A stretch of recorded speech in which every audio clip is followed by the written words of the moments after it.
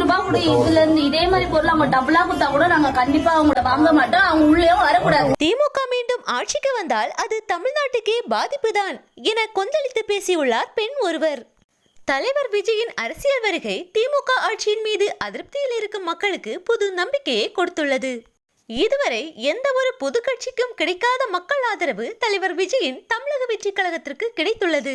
அதே நேரத்தில் திமுக ஆட்சியில் ஊழல் மலிந்து காணப்படுகிறது என்றும் பெண்களுக்கு பாதுகாப்பு இல்லை என்றும் திமுக ஆட்சியை மக்கள் எதிர்த்து வருகின்றனர்.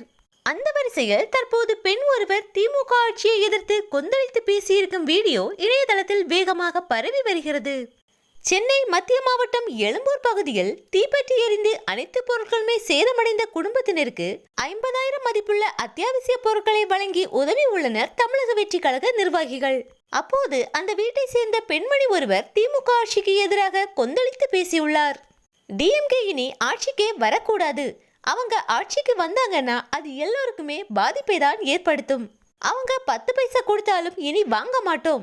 எங்களுக்கு ஒரு கஷ்டமான சூழ்நிலை ஏற்பட்ட போது யாரும் வந்து உதவவில்லை. இவ்வளவு கஷ்டப்பட்ட எங்களை யாருமே வந்து பார்க்கல. இனி யாரு வந்தாலும் வீட்ல ஏற்ற மாட்டோம் என்று தங்கள் ஆதங்கத்தை தமிழக வெற்றி கழக நிர்வாகிகளிடம் தெரிவித்தனர். திமுகவின் மக்கள் செல்வாக்கு நாளுக்கு நாள் குறைந்து கொண்டே வருகிறது.